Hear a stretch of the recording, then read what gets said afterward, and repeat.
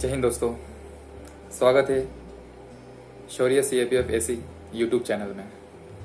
मैं आशा करता हूँ कि आप सब खुश हो। वैसे खुश तो मैं कहूँगा नहीं, क्योंकि सब टेंशन में होंगे। दो तरह के टेंशन चल रहे हैं, एक तो कोविड-19 और सेकंड एग्ज़ाम पोस्टपोन होगा या नहीं होगा।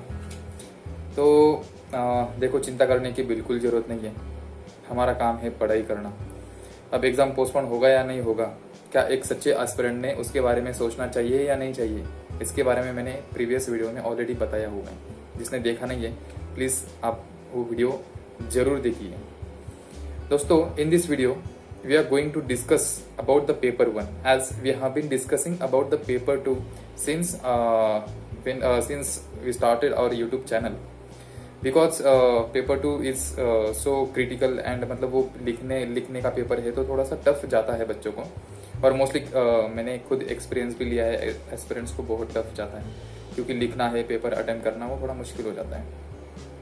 But now we are moving our agenda towards the paper 1, and in this video specifically we are going to discuss about the MCQ solving, that how to practice this test, how to maximize our score। तो ऐसी क्या चीज़ें हैं जो हमने test series solve करते समय हमने ध्यान में लेनी चाहिए। तो हम एक एक करके इसको समझेंगे। तो कृपया पूरा वीडियो देखें, ध्यान से देखें। और ये मेरी स्ट्रेटेजी है खुद की। प्रैक्टिस टेस्ट जब हम सॉल्व करते हैं, तो ये चीज़ें अगर ध्यान में रखेंगे तो I am pretty sure that you will maximise your score by 10 और 15 marks for sure. So video अंत तक देखिए। तो पहली बात कि पेपर सॉल्व कैसे करें। अब now we have 125 questions of 5 to 6 major subjects like polity, history, geography, economy, and environment, current affair, and math, reasoning, and science and technology. So 7 to 8 chapter subjects we are having, and 125 questions. तो उसको solve कैसे करें? Like we have the limited time, and within a time we have to attempt 125 questions. तो दोस्तों शुरुआत करेंगे हम। जैसे कि डायरेक्ट आप पहले क्वेश्चन से मत शुरू करो, ये मेरा पहला मानना है। क्योंकि क्या होता है, कभी कभी एक तो अंडर प्रेशर रहते हैं, हम प्रेशर में रहते हैं, तो पहला ही क्वेश्चन अगर सपोज पॉलिटी का बहुत सिंपल क्वेश्चन आ जाता है और अंडर प्रेशर होके हम उसको या तो गलत कर देते हैं, या कन्फ्यूजन होता है, या याद आता नहीं है हमें, तो इसलिए थोड़ा सा कंफ्यूज हो जाता है। या फिर सपोज कोई एंशिएंट पे क्वेश्चन आ जाता है, या कोई मैथ रीजनिंग का बहुत टफ क्वेश्चन आ जाता है, तो ये मेरी स्ट्रेटेजी रहेगी कि आप पहले 10 या 15 क्वेश्चन स्किप कर दो और उसके बाद सॉल्व करना शुरू करो। फॉर एग्जाम्पल, अगर आपने पहले 20 क्वेश्चन छोड़ दिए, तो start from 21 to 40, then 20 question छोड़ दो, देन स्टार्ट फ्रॉम 61 to 80। तो ऐसे 20-20 के स्लॉट कर सकते हो, या 25-25 के आप स्लॉट कर सकते हो। अल्टरनेटिवली आप सॉल्व कर सकते हो। ये एक तरीका हो गया, जो कि हमारा जो प्रेशर है वो प्रेशर हैंडल करने में। या तो हम चॉइस कर सकते हैं कि जो अपना परफेक्ट सब्जेक्ट है, फॉर एग्जांपल किसी का मॉडर्न हिस्ट्री अच्छा होगा, तो स्टार्ट विद मॉडर्न हिस्ट्री। तो अगर 10 में से 4-5 क्वेश्चन अगर आ जाते हैं हमारे, तो ultimately the confidence will get and will solve the questions without keeping any undue pressure. तो ये काम हम कर सकते हैं। अब सेकंड है कि फर्स्ट रीडिंग में मेरा कहना है कि आप 3 बार पेपर को गो थ्रू करिए। अगर आपकी स्पीड अच्छी है रीडिंग की, तो आप 3 बार पेपर को गो थ्रू कीजिए। अगर स्पीड अच्छी नहीं है, तो आप 2 बार में कर सकते हो। पर फर्स्ट हैंड मतलब शुरुआत से लेके डायरेक्ट लास्ट तक अटेम्प्ट करते करते गए, तो ये स्ट्रेटेजी थोड़ी सी डिजास्टर्स हो सकती है। मे बी किसी की अच्छी हो सकती है, पर मेरे अकॉर्डिंग कि आपने 2 या 3 बार राउंड में हमने करना चाहिए। अब फर्स्ट राउंड में क्या करना है, तो फर्स्ट राउंड में आप जो 100% श्योर क्वेश्चन है, मतलब जो हम बोलते हैं कि हैंगिंग फ्रूट्स जिसे बोलते हैं, हैंगिंग ग्रेप्स जिसे बोलते हैं, तो उसको हमें फटाफट ग्रैब करना है। तो फर्स्ट राउंड में जो आ रहे हैं हमें बिल्कुल 100% श्योर है, उसमें कोई डाउट नहीं है, वो सॉल्व करते जाओ। तो लाइक 125 क्वेश्चन से आप अगर 30 या 40 क्वेश्चन अगर फर्स्ट अटेम्प्ट में कर रहे हो, तो इट्स वेल एंड गुड। कभी कभी हो नहीं सकते, कभी कभी 15 या 20 भी हो सकते हैं, तो डरने की कोई बात नहीं है। तो साइमल्टेनियसली अगर जो कंफर्म है तो वो चले जाएंगे, पर जो क्वेश्चन 50-50 में है, तो आप इलिमिनेट तुरंत कर दो, ऑप्शंस को इलिमिनेट कर दो और जो दो ऑप्शन बचे उसको ये तो कुछ मार्क कर दो, या तो सर्कल कर सकते हो, या दो लाइन उसको दे सकते हो ताकि मार्किंग के लिए कि ये 50-50 मुझे आ रहा है। अगर रीडिंग करते हुए हमें लग रहा है कि एक ही ऑप्शन एलिमिनेट हो रहा है, तो आप बस वो ऑप्शन एलिमिनेट कर दो, या और एक सिंगल लाइन उसको मार्किंग करने के लिए दे दो, तो आप मार्किंग कर सकते हो जैसे आपकी इच्छा होगी वैसे। तो ये हो गया तरीका। तो 100% जो शोर है वो होने के बाद 50-50% वाले जो है वो हमें अटेम्प्ट करने हैं। अब यहाँ पे क्वेश्चन आता है कि अटेम्प्ट कितने करे सर, आपने कितने किए थे या हमने कितना करना चाहिए। तो दोस्तों कैसे है ना, अगर आपके 100% श्योर वाले सपोज 50 क्वेश्चन हो जाते हैं, या 50 या मोर देन 50, तो आप 50-50 वाले लोगे, तो उसमें से सपोज आपके 30 या 35 या मे बी 40 आ रहे हैं, तो इट्स अराउंड 90 क्वेश्चन। तो ये काफी अच्छा अटेम्प्ट हो जाएगा। तो मैं कहूंगा कि अगर 90 क्वेश्चन अगर आप सॉल्व कर पा रहे हो, तो आपने 70-30 की जो रिस्क है वो उठानी नहीं चाहिए। मे बी उठा सकते हो, तो बस 100 तक जो क्वेश्चन है वहां तक आप उठा सकते हो।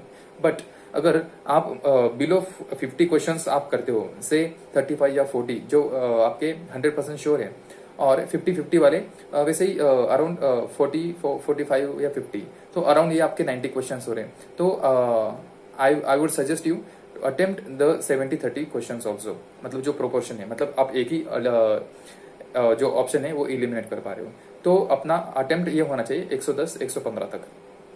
अगर आपका बिलो मतलब या आपको फर्स्ट अटेम्प्ट में सिर्फ 15 या 20 ही पता है, तो मैं कहूंगा कि आप 120 तक उसको हिट करो। क्या है ना, नेगेटिव में तो आप 100% जाओगे नहीं, जितना आप क्वेश्चन अटेम्प्ट करोगे उतना सैंपल सेट आपका बढ़ेगा, प्रोबेबिलिटी बढ़ेगी क्वेश्चन सही होने की। तो बताने का यही रीजन है। तो ये फर्स्ट हो गया कि 3 राउंड्स में आपने खत्म करना है, एक 100% श्योर, देन 50-50 वाले अटेम्प्ट करो, और लास्टली 70-30 वाले करो।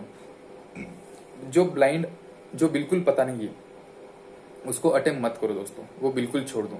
अगर आपका अटेम्प्ट बिलो 90 या बिलो 80 जा रहा है, तो आपको अटेम्प्ट करना ही करना है, पर आप 100 तक अटेम्प्ट कर सकते हो।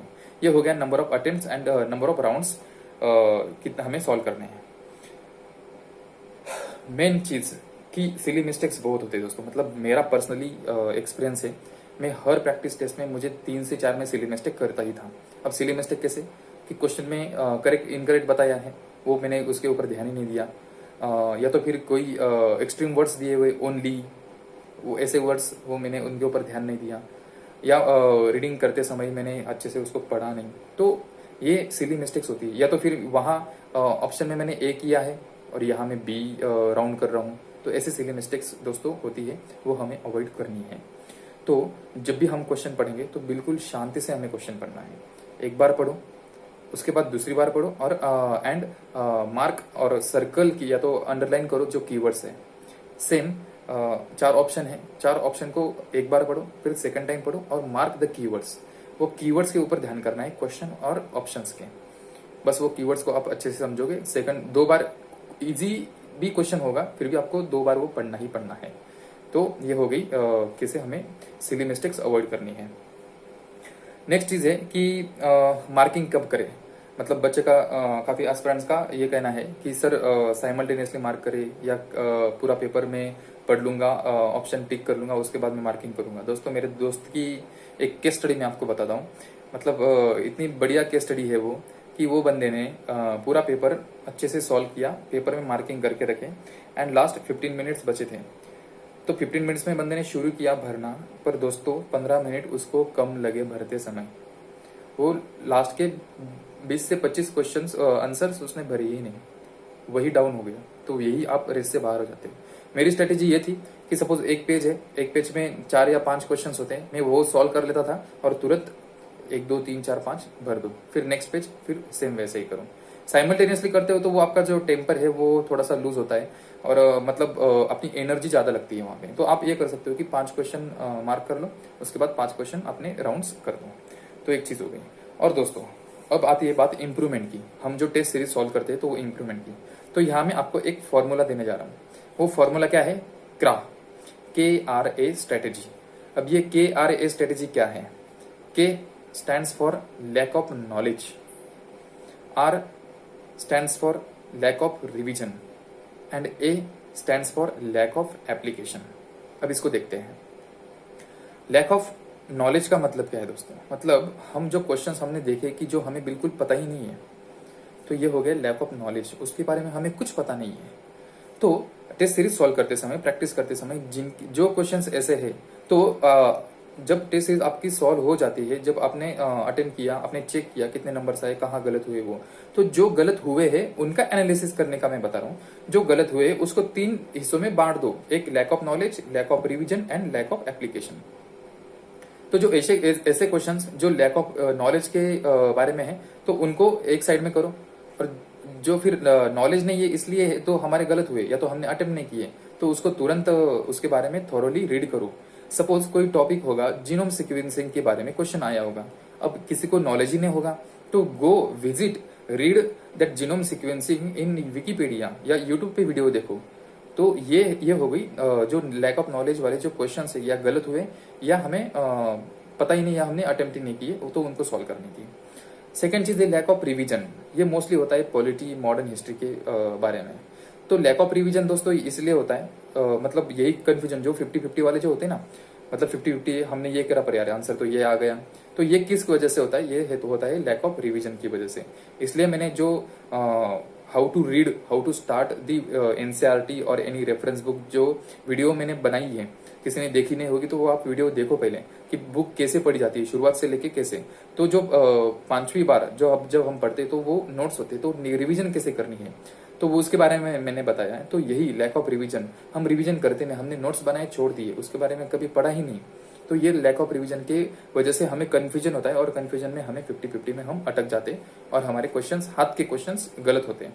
मतलब जो पढ़ा नहीं है उसके बारे में ठीक है, पर जो पढ़ा है पर वो क्यों गलत हो रहे, बस रिवीजन नहीं की है उसकी वजह से। इसलिए लैक ऑफ रिवीजन के क्वेश्चंस तुरंत विजिट करो। जैसे कि आपने प्रेसिडेंट का क्वेश्चन देखा कि प्रेसिडेंट के जो पावर्स है वो गलत हो गए, तो तुरंत लक्ष्मीकांत साथ में रखो, लक्ष्मीकांत में देखो प्रेसिडेंट की पावर क्या है, हाँ बस वो दिमाग में छप जाएगा, आप कभी भी उसको गलत नहीं करोगे। तो ये हो गया लैक ऑफ रिवीजन की बात।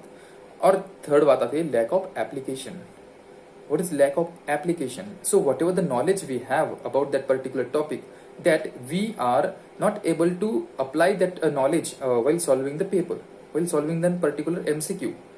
फॉर एग्जाम्पल जैसे कि प्रेसिडेंट का ही एग्जाम्पल, प्रेसिडेंट के पावर के बारे में हमने पढ़ा था, तो क्वेश्चंस अगर अप्लाइड आ जाता है, तो वहां पे हम जो नॉलेज है हमारा उसको मैंने अच्छे से अप्लाई नहीं किया।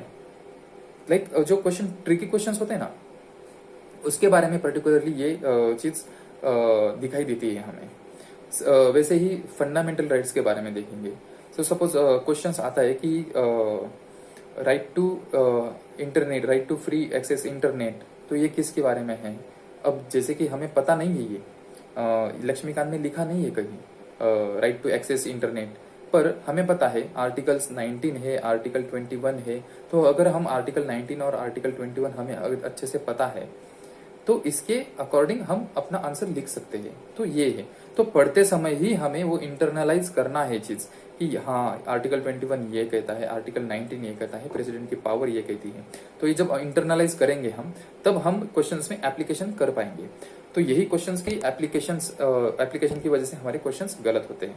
तो ये क्रॉस स्ट्रेटेजी आप बिल्कुल ध्यान रखो। जब भी आपने कोई 125 कंप्लीट टेस्ट अगर सॉल्व किया है, तो जो गलत हुए और जो आपने स्किप की है उनको डिवाइड करो और उसके अकॉर्डिंग आपका कंटेंट इंप्रूव करो। तो दोस्तों यही है, नंबर ऑफ टेस्ट प्रैक्टिस करनी बहुत जरूरी है। अभी बस 65-70 डेज बचे हुए, तो आप पेपर 1 के बारे में भी आपको सोचना है। आपकी जो स्ट्रेटेजी चल रही है वो आप स्ट्रेटेजी बिल्कुल 100% फॉलो करते जाओ। एग्जाम पोस्टपोन के बारे में बिल्कुल मत सोचो। एमसीक्यू डेली के डेली सॉल्व करते रहो। जो टॉपिक आपने बढ़ाए, मैं कहता हूँ कि डेली आपने अभी 50 एमसीक्यू सॉल्व करने ही चाहिए, और कम से कम 3 फुल लेंथ टेस्ट आपने एक वीक में सॉल्व करने ही चाहिए। ये आप करते रहो।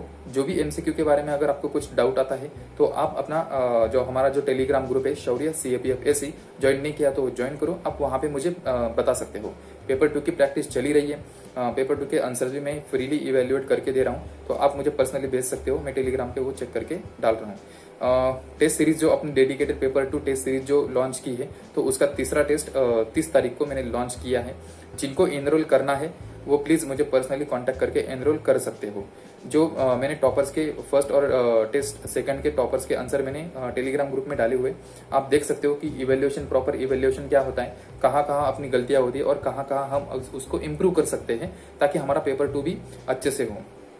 तो सो दोस्तों कि पेपर 1 के बारे में एमसीक्यू कैसे सॉल्व किए जाए और कैसे अपना स्कोर इम्प्रूव करे एमसीक्यू में, इसके बारे में मैंने इस वीडियो में बताया है। आशा करता हूँ कि आपको वीडियो अच्छा लगा होगा। अच्छा लगा है तो उसको लाइक करो, कमेंट में आप डाल सकते हो, आपके कुछ क्वेरीज होंगे तो आप कमेंट सेक्शन में मुझे डाल सकते हो।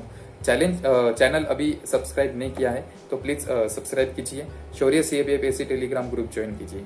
Thank you. जय हिंद, जय भारत।